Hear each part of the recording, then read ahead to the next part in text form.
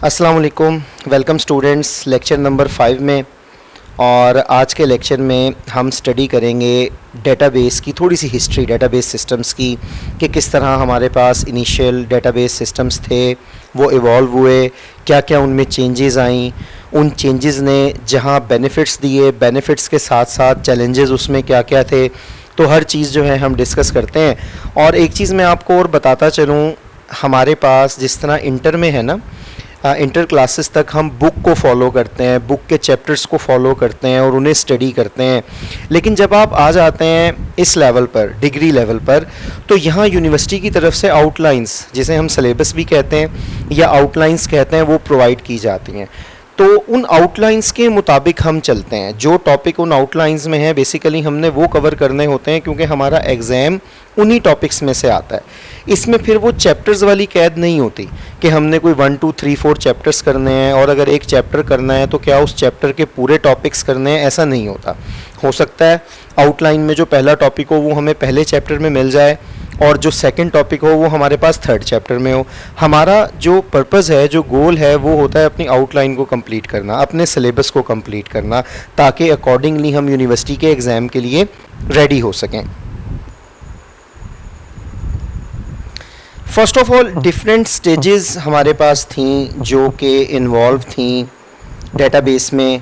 Organisational context था, फिर relational model हमारे पास आ गया, object oriented database management system थे, क्लाइंट सर्वर डेटाबेस एप्लीकेशंस और डेटाबेस यूजिंग इंटरनेट टेक्नोलॉजी। इन सब को हम देखते हैं वन बाय वन। सबसे पहले हम देखते हैं organisational context. Used to solve file processing, difficulty in managing data, difficulty in developing new systems, limitation in integration of data। अब हमारे पास जो ऑर्गेनाइजेशनल कॉन्टेक्स्ट था सारे का सारा फाइल प्रोसेसिंग सिस्टम के ज़रिए चल रहा था। और हम अपने प्रीवियस लेक्चर्स में पढ़ चुके हैं कि फ़ाइल प्रोसेसिंग सिस्टम के क्या डिसएडवांटेजेस हमें मिलते थे, जिनकी वजह से लोग स्विच होना शुरू हुए डेटाबेस सिस्टम्स की तरफ। डेटा को मैनेज करना मुश्किल था। अब इन डिसएडवांटेजेस की मैं डिटेल में नहीं जाऊंगा क्योंकि हम वो प्रीवियसली डिस्कस कर चुके हैं। Difficulty in developing new systems, आपने उसी सिस्टम में नया सिस्टम कोई ऐड करना है या ओवरऑल एक नया सिस्टम डेवलप करना है, वो हमारे लिए अच्छा खासा मुश्किल था। और most importantly limitations in integration of data. Data हमारे पास मुख्तलिफ फाइल्स में मौजूद है, मुख्तलिफ जगहों पर मौजूद है। अब उस डेटा को इंटीग्रेट किया जाता है, इकट्ठा किया जाता है, और ये बहुत ज़्यादा उसमें मुश्किल था। ये उसकी एक लिमिटेशन थी और ये बहुत बड़ा एक डिसएडवांटेज था। Companies started developing large database, started centralising operational data. अब देखें क्या किया गया। डेफिनेटली रिक्वायरमेंट्स बढ़ती चली गई, कंपनीज ग्रो होती चली गई, तो उनके ग्रो होने के साथ साथ, उनकी रिक्वायरमेंट्स के बढ़ने के साथ साथ हमारे पास बड़ी डेटाबेसेस बननी शुरू हो गई। यहाँ लार्ज डेटाबेसेस से मुराद ये है जिनमें डाटा ज़्यादा है, जो कि कैपेबल है बहुत ज़्यादा डाटा हैंडल करने के लिए। और फिर सेंट्रलाइजिंग ऑपरेशनल डाटा, हमारे पास बजाय इसके कि डेटा को अलग अलग फाइल्स में रखा जाए, अलग अलग जगहों पर रखा जाए और बाद में उसमें कोई इंटीग्रेशन इशू हो, एक सेंट्रलाइज अप्रोच फॉलो होना शुरू हो गई, जिसमें हम अपने सारे के सारे ऑपरेशनल डेटा को सेंट्रलाइज्ड कर देते थे। Started organisational wide database application, और फिर सेंट्रलाइजिंग से हमारे पास ऐसी डेटाबेस एप्लीकेशंस बनना शुरू हो गई जो कि पूरी ऑर्गेनाइजेशन पर स्प्रेड थी। ऑर्गेनाइजेशन के डिफरेंट डिपार्टमेंट्स का सारा डाटा हमारे पास उन डेटाबेसेस में मौजूद होता था। अब लिमिटेशंस क्या क्या आ गई। लिमिटेड टेक्नोलॉजी, देखें आजकल हमारे पास हार्डवेयर टेक्नोलॉजी भी बहुत ज़्यादा अवेलेबल है। रैम आप देख लें लैपटॉप्स की और कंप्यूटर्स की, तो जो सिंपल डेस्कटॉप सिस्टम्स हैं उनकी तो मैं बात ही नहीं करता। इवन मोबाइल फ़ोन पर भी आप आ जाएं, मेरे ख्याल से कोई मिनिमम मोबाइल फ़ोन भी मिलते हैं तो उनमें 2 GB रैम ज़रूर होती है। प्रोसेसिंग स्पीड हमारे पास बहुत ज़्यादा है। आजकल इनपुट आउटपुट डिवाइसेस की वैरायटी है और इनपुट आउटपुट डिवाइसेस बहुत ज़्यादा फास्ट हैं। लेकिन हम अगर कंसीडर करें एट दैट टाइम जब ये डिस्कशन हो रही है, तो वहाँ हमारे पास जो है ना टेक्नोलॉजी बहुत ज़्यादा लिमिटेड थी। न्यू टेक्नोलॉजी, डेफिनेटली अगर न्यू टेक्नोलॉजी हमें चाहिए तो हम उन लिमिटेशंस के अंदर उन्हें प्रोड्यूस नहीं कर सकते थे। स्लो एप्लीकेशंस, आपके पास जो एप्लीकेशंस चल रही होती थी उनका रिस्पॉन्स स्लो था। डेफिनेटली एक एप्लीकेशन एक सॉफ्टवेयर है, वो सॉफ्टवेयर हमारे पास ऑपरेट होता है किसी हार्डवेयर पर। अभी एप्लीकेशंस बनाने की टेक्निक्स भी इतनी अच्छी नहीं आई थी कि हम ज़्यादा बेहतर एप्लीकेशंस बना सकें, रिसर्च चल रही थी, और इसी तरह से हार्डवेयर जो था वो भी हमारे पास इतना ज़्यादा बेहतर नहीं था, इसलिए जो एप्लीकेशंस थी वो स्लो थी। इसी तरह अनरिलायबल थी, हमारे पास उनका जो रिजल्ट आता था प्रोसेसिंग में कोई इशू हो सकता था, इसलिए रिलायबल नहीं कह सकते थे हम उन्हें, अनरिलायबल थी। Difficulty in handling large volume of data. अब डिफ़िकल्टी थी हमारे पास, अगर आपके पास डाटा का वॉल्यूम बहुत ज़्यादा बढ़ जाता है, डेफिनेटली अगर डाटा का वॉल्यूम बहुत ज़्यादा बढ़ जाता है, एक तो आपको उसके लिए स्टोरेज उस हिसाब से चाहिए, और दूसरा जब आप उस पर कोई काम करेंगे, जैसे ये नेक्स्ट हमारी लिमिटेशन वही है स्लो ट्रांजैक्शंस, जो वर्किंग आप कर रहे हैं, ट्रांजैक्शंस कर रहे हैं बहुत ज़्यादा डाटा पर, उनका भी रिस्पॉन्स हमारे पास स्लो था। और इन सब लिमिटेशंस की वजह से अनरिलायबिलिटी ऑफ डेटाबेस, डेटाबेस हमारे पास ना एक बिट अनरिलायबल हो जाती थी। हालांकि नॉर्मली हम डेटाबेस बनाते हैं किस लिए, हमारे पास सारे का सारा डाटा रिलायबल रहे, ऑपरेशंस रिलायबल रहें, हम उनसे अपनी मर्जी का रिजल्ट गेट कर सकें। लेकिन अगर एट दैट टाइम इतनी ज़्यादा लिमिटेशंस होंगी तो हम कहेंगे कि हमारे पास जो डेटाबेस है वो अनरिलायबल है। What made the situation to improve more education on hardware and software? Definitely अगर आपके पास जो लिमिटेशंस हैं उन लिमिटेशंस में हार्डवेयर और सॉफ्टवेयर दोनों का एक बहुत बड़ा किरदार है, तो ज़्यादा उस पर रिसर्च की ज़रूरत है, ज़्यादा उस पर एजुकेशन की ज़रूरत है। मोर एक्सपर्ट्स इवॉल्व, और इस एजुकेशन की वजह से हमारे पास ज़्यादा लोग जो हैं आए। जैसे आप देख सकते हैं आज से 10 साल पहले कंप्यूटर साइंस में ग्रेजुएट्स की तादाद कम होगी, अब ज़्यादा है। इसी तरह 40 ईयर्स बैक हमारे पास मज़ीद कम थी, लेकिन इस एजुकेशन की वजह से एक्सपर्ट्स आना शुरू हो गए। फिर जब एक्सपर्ट्स ज़्यादा हुए, एजुकेशन हुई, तो कुछ नए मेथड्स बने, new methods of controlling data, protecting data, baking of database. ये सारी की सारी चीज़ें हमारे पास जो है चेंज होना शुरू हो गई, इनके न्यू और इम्प्रूव मेथड्स हमारे पास आना शुरू हो गए। फिर 1970 में हमारे पास रिलेशनल मॉडल बन गया, relational database. Used application of mathematics, relational algebra, इसमें मैथमेटिक्स की एक एप्लीकेशन यूज़ की गई, relational algebra, use to reduce the problem of storing large amount of data. और इसका सबसे बड़ा एडवांटेज हमें क्या मिला कि आपके पास जो बहुत ज़्यादा तादाद में डाटा स्टोर होने की एक प्रॉब्लम थी, लास्ट हमने पढ़ा, वो एक लिमिटेशन थी, इसमें हमारे पास वो कम होगी। और डेवलप्ड बाय EF कोट, ये हमारे पास इसके डेवलपर थे जिन्होंने इस मॉडल को रिलेशनल अलजेब्रा की बेस पर डेवलप किया। अब हमारे पास ऑर्डर है, कस्टमर है, ऑर्डर लाइन है, जितने ऑर्डर्स आ रहे हैं, और एट द एंड वो प्रोडक्ट की तरफ जा रहे हैं। एक एग्जांपल दी हुई है, जैसे ऑर्डर हेडर जो है हमारे पास, इसमें ऑर्डर नंबर है, डेट है, कस्टमर नंबर है, सेल्स है। अब ये जो कस्टमर नंबर है ये हम यहाँ से गेट कर रहे हैं, हमारे पास कस्टमर से रिलेटेड डाटा सारे का सारा अलग मौजूद है, तो हम ऑर्डर हेडर में उसको डुप्लीकेट नहीं कर रहे बल्कि यहीं से गेट कर रहे हैं। इसी तरह ऑर्डर लाइन में हमें ऑर्डर नंबर चाहिए, वो ऑर्डर नंबर हम ऑर्डर हेडर से गेट करेंगे, और जिस प्रोडक्ट से रिलेटेड वो ऑर्डर है वो हमारे पास एक अलग से रिलेशन मौजूद है, प्रोडक्ट नंबर हम वहाँ से गेट करेंगे। तो आपस में एक ये रिलेशन है, डिफरेंट रिलेशन है, उनके दरमियान रिलेशनशिप्स हैं, उनके ज़रिए हमारा सारे का सारा काम होना शुरू हो गया। बजाय एक जगह पर हम large amount of data store करें, हमने डाटा को उसकी नेचर के मुताबिक अलग अलग कर दिया और फिर उनके दरमियान रिलेशनशिप्स बनाकर उन्हें इस्तेमाल करना शुरू कर दिया। बेनिफिट्स हमें क्या मिले? मिनिमाइजेस डुप्लीकेशन, डेफिनेटली डुप्लीकेशन कम से कम हो गई। लास्ट आप देख भी सकते हैं, हमें कस्टमर नंबर यहाँ चाहिए, वो आ गया, लेकिन हमें कस्टमर की बाकी सारी डिटेल यहाँ पर रिकॉर्ड करने की ज़रूरत नहीं है क्योंकि वो ऑलरेडी हमारे पास कस्टमर के टेबल में मौजूद है। इसी तरह आप बाकी रिलेशंस में भी देख सकते हैं, डुप्लीकेशन मिनिमाइज हो गई। Eliminates processing and storing errors, हमारे पास डुप्लीकेशन मिनिमाइज होने से प्रोसेसिंग के और डाटा को स्टोर करने के एरर्स कम हो गए। Data stored as tables, rows and columns, अब रिलेशनल डेटाबेस में हमारे पास डाटा टेबल्स की सूरत में स्टोर होता है, रोज और कॉलम्स की सूरत में। कॉन्सेप्ट ऑफ नॉर्मलाइजेशन यूज्ड, अब ये हमारे पास एक लफ्ज़ आ रहा है नॉर्मलाइजेशन।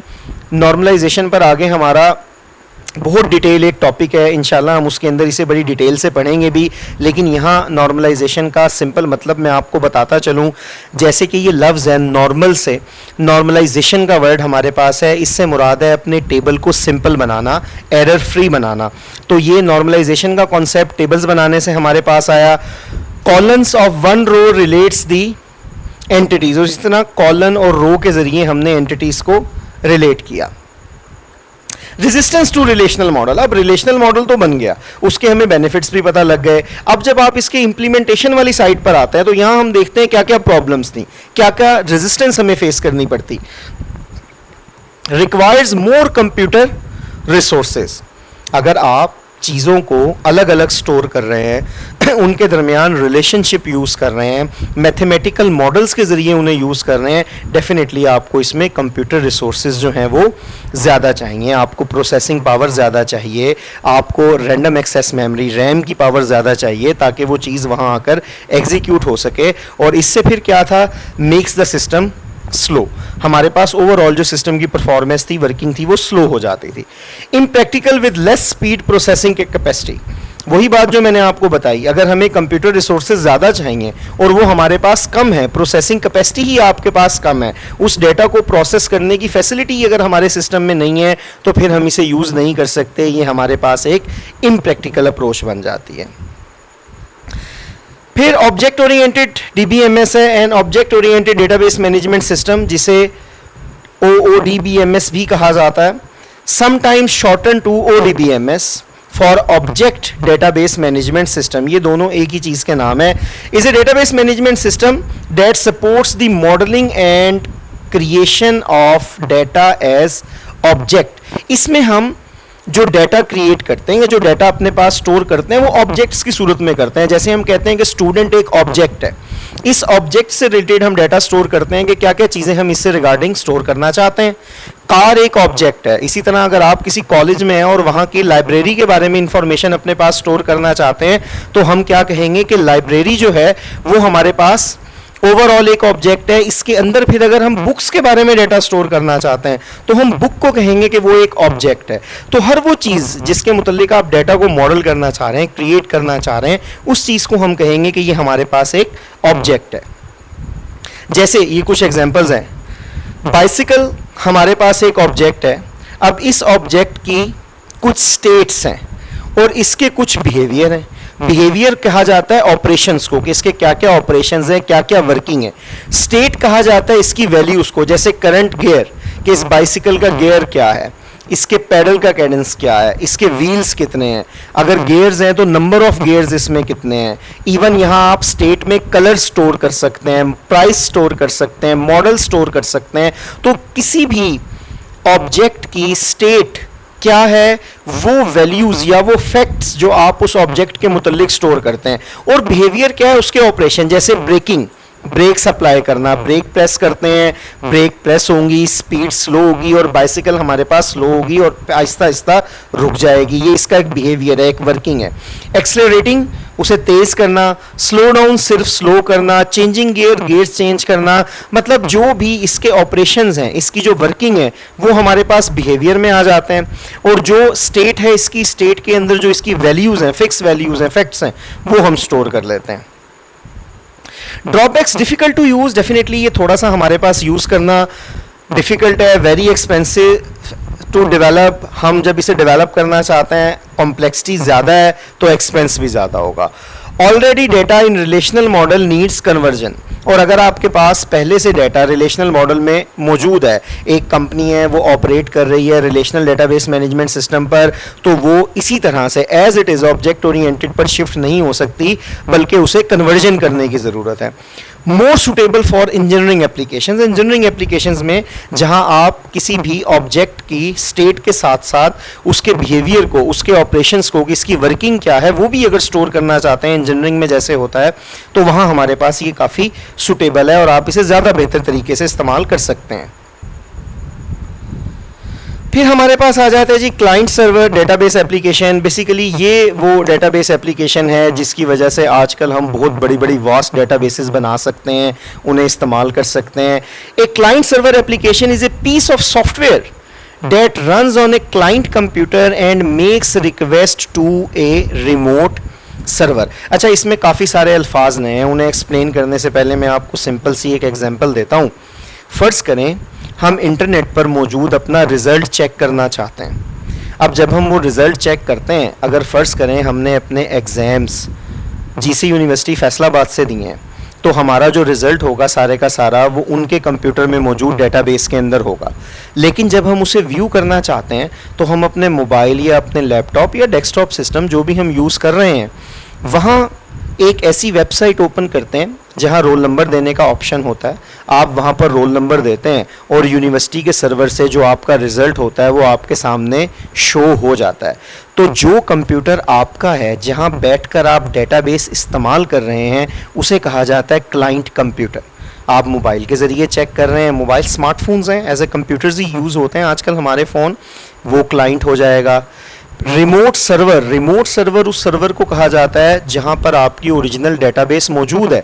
रिमोट का वर्ड यहां इसलिए इस्तेमाल किया गया है क्योंकि वो आपके पास फिजिकली मौजूद नहीं है बल्कि आप ओवर द इंटरनेट उससे कनेक्टेड हैं। इसी तरह दूसरी एग्जांपल लेते हैं, हम ईमेल्स चेक करते हैं अपनी। फ़र्ज़ करें मैंने जीमेल पर अपना ईमेल एड्रेस बनाया हुआ है, मैं वहाँ पर आता हूँ और उसे ओपन करता हूँ। जैसे ही मैं जीमेल की वेबसाइट ओपन करूँगा तो मेरे सामने एक सॉफ्टवेयर के ज़रिए मेरी ईमेल्स की डिटेल ओपन हो जाएगी। तो मेरा कंप्यूटर एक्ट कर रहा है एज अ क्लाइंट कंप्यूटर, उस पर क्लाइंट सर्वर एप्लीकेशन चल रही है। और रिमोट सर्वर क्या है? जीमेल का वो सर्वर जहां मेरी सब की सब ईमेल्स की डिटेल पड़ी हुई है। तो इसमें एडवांटेज हमें क्या मिलता है कि आपके पास जगह की या इलाके की कैद ख़त्म हो गई।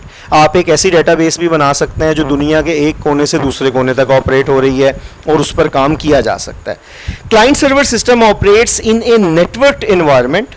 डेफिनेटली हमारे पास ये एक नेटवर्क एनवायरनमेंट होगी, अदरवाइज आप क्लाइंट और रिमोट सर्वर को आपस में कनेक्ट ही नहीं कर सकते अगर आपके पास एक प्रॉपर कंप्यूटर नेटवर्क अवेलेबल ना हो।